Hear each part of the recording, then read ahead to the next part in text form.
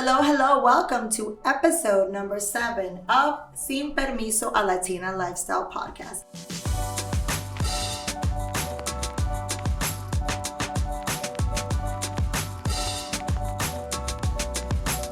And today I have another rock star with me, Johan Lopez, local developer and owner broker of Home Shop Properties. Thank you, Johan, for being here. Hola, Peggy. Thank you for having me. Super chévere. So Johan and I go way back. We've been friends for many years, industry colleagues. We've been on professional boards. And Johan, mi amiguito, hemos tenido unas conversaciones basically speaking about what we're having today as far as the money mindset series, which is the money mindset.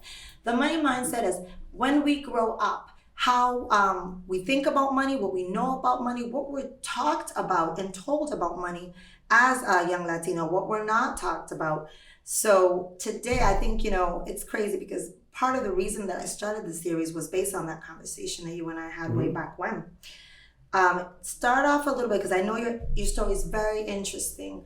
Tell us a little bit about how and where you grew up. Where I grew up, so I'm Dominican, as you know. Was born in the Dominican Republic, a very small town called Tenares, right? And there's not much going on there. Came here when I was 10 years old. My parents came here first. My mom's side of the family have been here in Lawrence in the Merrimack Valley for quite some time.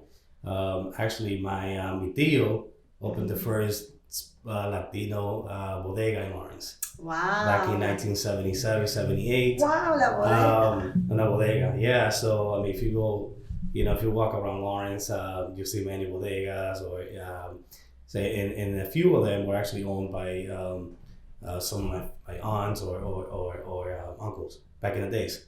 So the business, kind of runs in the family, a little bit small business, but yeah, I came here when I was 10, went to public school all my life, graduated from Lawrence High, then attended school here locally as well, and got into the real estate game at a really young age. I was actually just 19 years old when I got started, and I haven't really looked back since. So Johan, growing up, right, there is definitely something to be said for the Dominican entrepreneurial spirit. I grew up with that. I've seen that. I know a lot of my colleagues.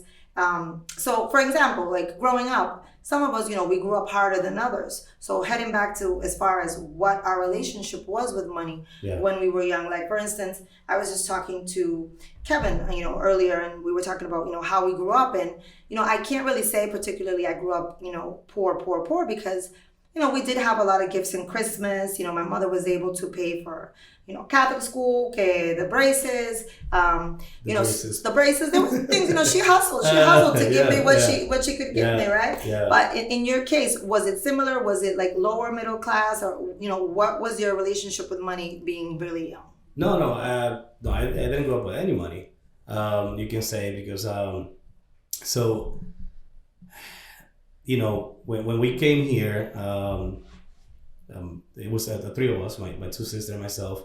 My mom had been here for a little bit, but she just worked, she had a regular job. My uncles and they had their own, bodega stuff going on like that, but that wasn't part of our thing. We were not there yet.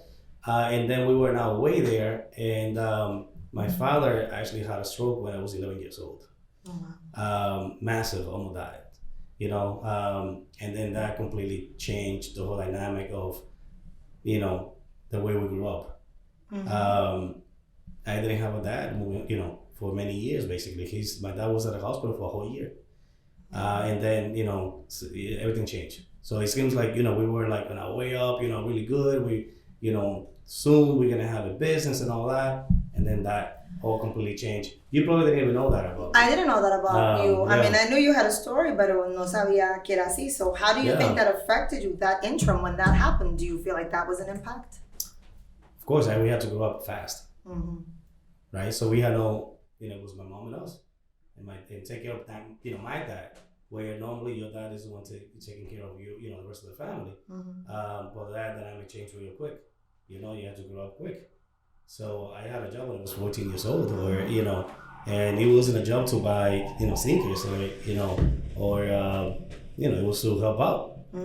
Yeah, I know what you mean. I mean, a lot of us worked at 14. I to be honest, my job was to buy sneakers, but everybody. But you know what? That is something to be respected and really be proud of. That you felt that you had to kind of in a way step up as the man because you were the man right there at the house. Yes, at that point, yes, and my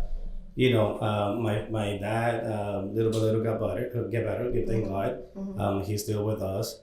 But he was never able to work after that, ever. So, so that changed. But, the owning a business and doing your own thing, that never left me. I've always been, intrigued by business and all that. But like I said, he gave me, we had to grow up fast. I had to grow up fast. And that helped me to this day because, I normally was always hanging out also with kids older than me. So I was always learning something from them and looking a way to, make it one way or the other, right? And so even though it was a bad part of our lives, but he helped us be, who we are today. So fast forward, because that obviously has, that has resonated in you in your mind, and that's been part of your motivation and your desire to get ahead, which started from taking care and stepping up. So fast forward, right? I know you as a lot of real estate agents, we start off in the bar business, we start off in the nightclub business, and you had your stint at that. And then, you grew this real estate company, to the many agents that you have. You're well known in this area. You bought buildings. Back to let's talk about when things are going good, right? And everything's going well.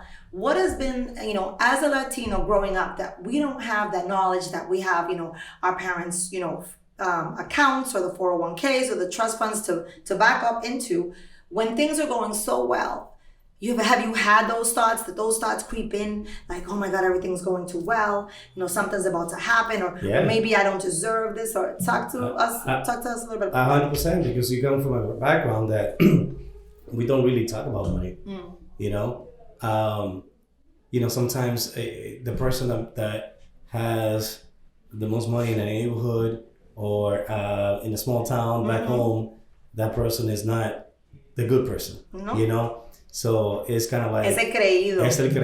He must be doing illegal, doing something Está illegal. Vendiendo droga, yo sé. Or está engañando a las otras gente. Es un ladrón. Yeah, so we were raised that way, in a way where, you don't talk openly about money, and, even if you have money, it's like, I can't say I have money. Or people talk to you, el que tiene mucho dinero es Peggy, like in a bad way, or she, Peggy might not even talk to me anymore because she has some money, which is very, very old school, and it doesn't help. And I think that before we jump to another level and we another generation, and like we need to do a better job at changing that. Of changing the narrative. Exactly. I mean, Waki and I, we talk openly about money with our daughter that now is 9 years old, and not para que se crea like we have all this money, no, but just so she can understand that there's nothing wrong with you wanting to make $1 million. There's absolutely nothing wrong with that. There's nothing wrong with you having $1 million. Exactly. Or you wanting $10 million. It's all how you get there, what you do to get there. Exactly. Right? But we try to do that because we didn't have that.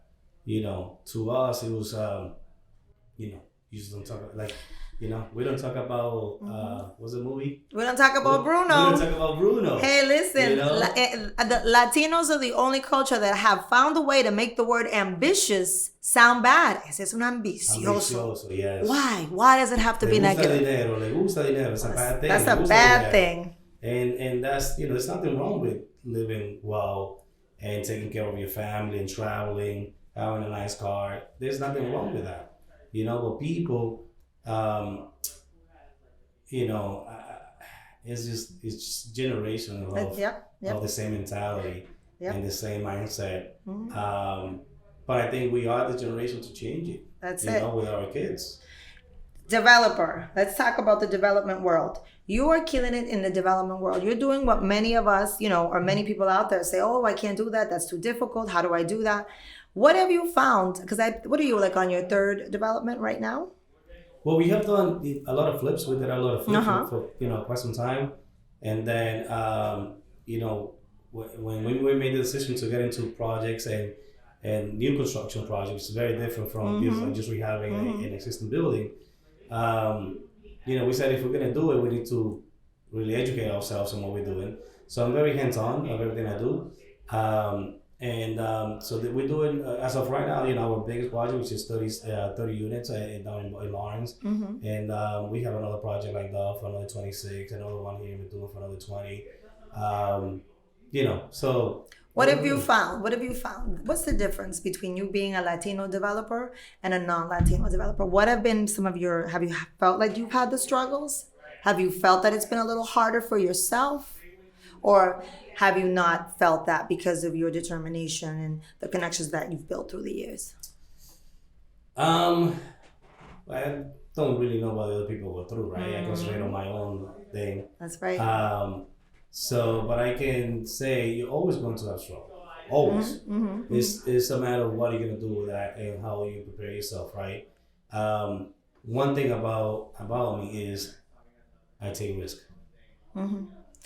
No fear. I wasn't born with it. Téngale miedo al miedo, right? dicen. Yeah, exactly. So, what's the worst that can happen? You're not afraid of failure. No. Even this project that we're doing now, we started it in the middle of the pandemic, where everyone was saying, "What are you doing? You're crazy." What if this? What if that? What if things don't get back to normal? And I could have, decided not to move forward, and we didn't. And the building, look, hopefully, about 30 days, I'll be sending you a text. Hey, Peggy, come to the grand opening. Excited to go check it out. The building is up, and we're very proud of it and all that. So that's the number one thing. I go for it. Don't. If you, the thing is, to break that cycle, you need to be willing to do what other people are not willing to do. Sacrifice what other people are not willing to sacrifice, and and then you see the results. And we celebrate as Latinos. We celebrate a lot. We've had some celebrations ourselves. So I'm looking forward to celebrating that with you when that's ready. Johan, question regarding yourself. I know we talked about you growing up, your personal life, being a young entrepreneur, the motivation of how you had to grow up quick. How do you see yourself? What's the plans now, Johan? What do you see yourself in the next 5 years doing? Are you going to be still in the real estate game? Are you going to be a local broker? No sé qué piensas, ¿qué sigue? So I have slowed down a lot when it comes to selling myself, selling real estate by choice, right? Because you only have 24 hours. It is what it is. Everyone has the same amount of time. At the end of the day, I have a family, right? So that's first. That's before. Family first, la familia, right? Claro. And then, so there's no way you can do, two things 100%.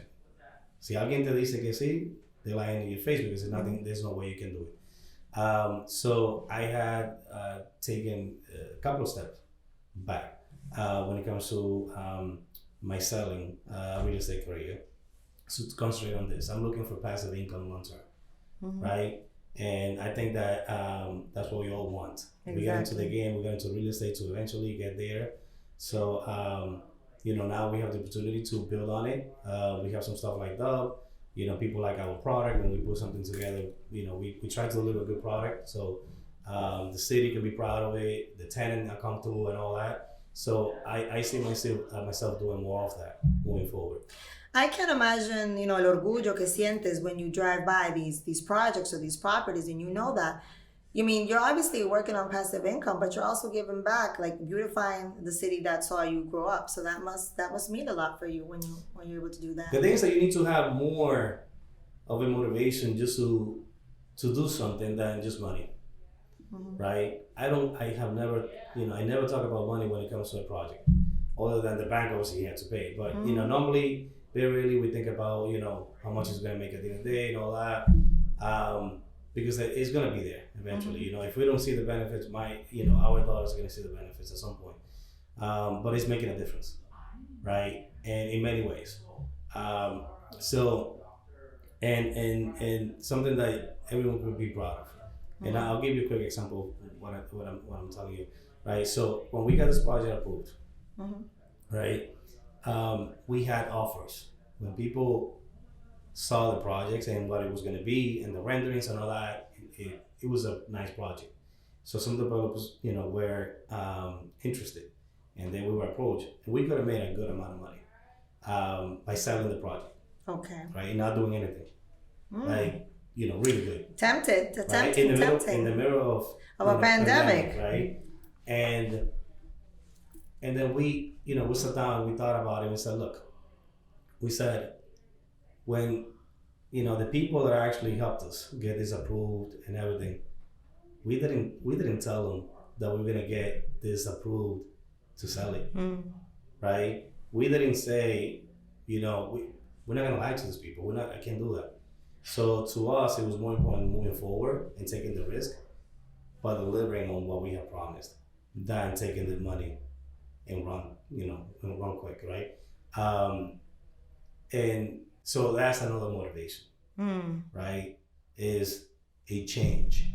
Right? You felt responsible. Te sentías responsable hacer ese cambio. You were responsible. That was given to you, and you were the one that had to make it happen. Yeah, and now and also it takes one to get things going. That's right. And now, look, we haven't even finished our project on Essex Street Lawrence, and you see the change. All the people are under construction. We motivated them. People that were, had a little corner beat up. Now they think, it's motivation. It's beautification. So, one building at a time. Exactly. So I think we have a responsibility to make change when sometimes the city or government cannot do it because they don't have the capacity. They have other priorities. So yeah, that's something that makes me very proud. Johan, eres un orgullo. You're another example of someone that I'm really proud of, and I'm honestly from the bottom of my heart want to say gracias por ser sincero, gracias por contar tu historia. Thank you for joining us in Sin Permiso, another exciting story, and I'm looking forward to see what else you do in the future. Of course. Thank you for having me again. Claro que sí, te quiero mucho. Igualmente.